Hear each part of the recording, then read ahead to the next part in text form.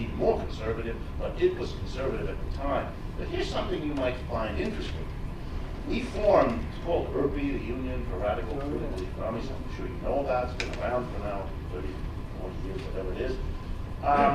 At that time, the dominant economics in the United States was called Keynesianism. Was that story that was told to us before, coming out of World War II, the anxiety about employment, and so it was a Keynesian economics establishment running the universities. All my teachers were Keynesian economists. You might think my classroom was filled with an endless set of the clones of Paul Krugman. His forebears.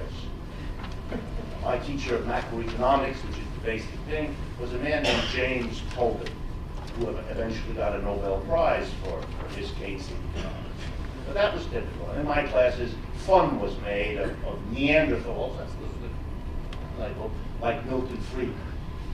I went to East Coast elite schools. They made fun of Milton Friedman.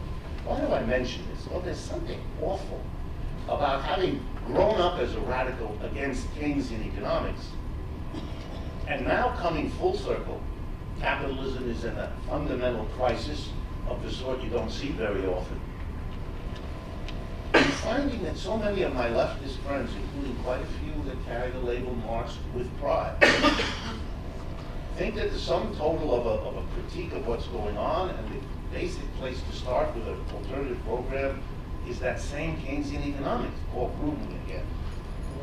So I would like to use the rest of my time to explain why I think that's a terrible mistake. Let me do it this way. Capitalism is an unstable system. The last great breakdown was in the 1930s, as you've heard. So this is the second major collapse in 75 years.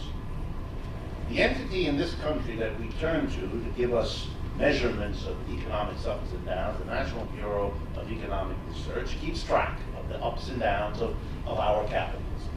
From the end of the Great Depression, usually listed as around 1940-41, from the end of the Great Depression to the beginning of this one in December of 2007, the NBER counts 11 downturns. Okay, so we live in a system that has had 11 downturns sandwiched between two collapses. And all of that in 75 years.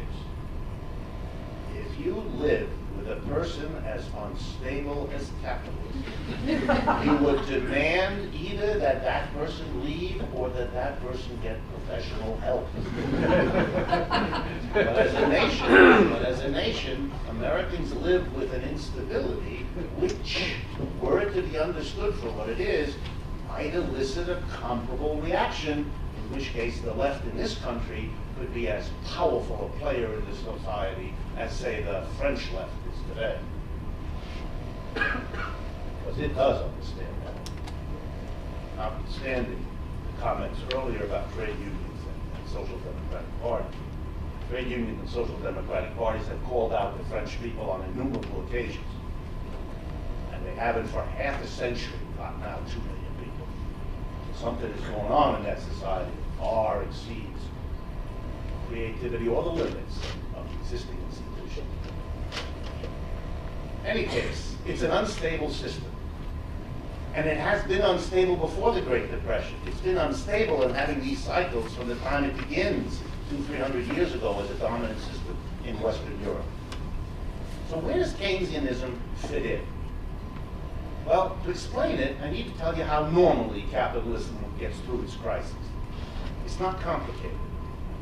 It systematically gets to a point where suddenly production and consumption and finance, all those steps that Marx in Volume 2 shows us have to be fulfilled, and all those distributions of the surplus that Volume 3 shows us have to be accomplished, aren't. And down goes the system. Companies go out of business, workers are laid off. How does the system manage it? Always in the same way. It throws enough workers out of work. It closes down enough businesses that, guess what? Workers become willing to work for less money. People who close their businesses have second-hand equipment to sell. Lots of machines they don't need anymore. Lots of floor space you can rent for less money. Lots of lawyers with fewer clients who are willing to lower the hourly. The downturn continues until all the prices of doing capitalist business profitably are back down at a level where the capitalist can see a profit being made by taking advantage of this downturn. That's how it's been done before Keynes in 1936. How has it been done since? Well, I would argue to you, it's been done in exactly the same way, with Keynes as the theater within which it happens. Let me explain. We have a downturn. We have layoffs. We have closing of enterprises. In come the Keynesians saying to us, we can handle this. We can manage this. We just have to be smart. Read every column of Mr. Krugman. Theme below the surface, if you weren't stupid, you'd understand this is how it works. He writes that way. He thinks that way. For those of you who never met him, he also talks that way. He is. My profession of economics produces these kinds of people in a stunning sequence. Normality.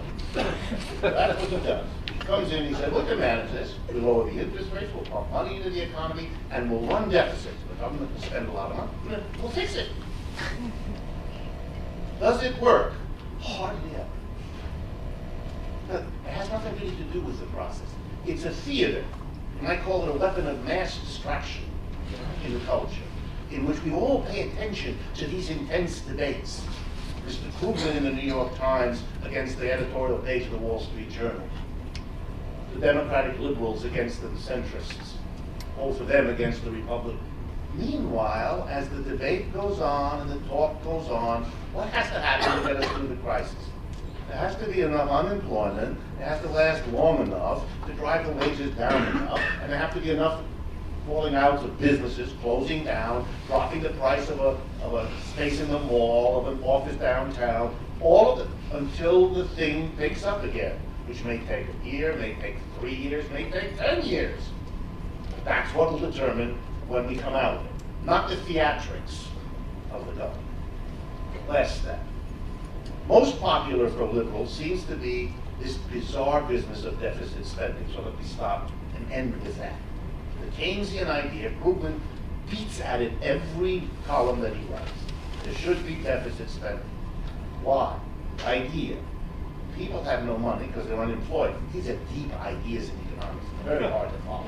There's a lot of unemployed people, they don't spend any money. So the government's going to spend money. Hand over fist, lots of it. Question. How's it going to be paid for? Two options. One, we could tax those able to pay. Who's that? The people who over the last 30 years have made out like bandits, the people who got the benefit of rising productivity with flat wages. We could tax them. What would it cost? 15% tax in 2009, the last year for which we had none. A 15% tax on the 1% of Americans who have over $1 million in liquid assets would have raised $1.4 trillion. That's the total amount of deficit last year.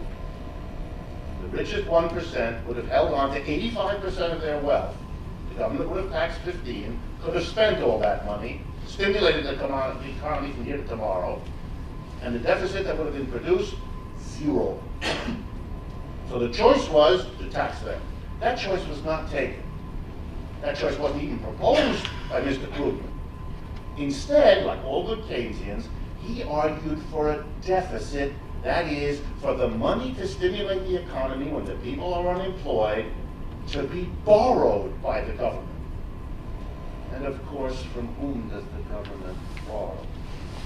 From the very same people it could otherwise have taxed. They're the only ones who have it to lend. So a deficit is a way to go to the top of your culture and to give them the following choice. We could tax you to stimulate the economy, or we could borrow the same money from you and pay it back with interest. Which would you prefer?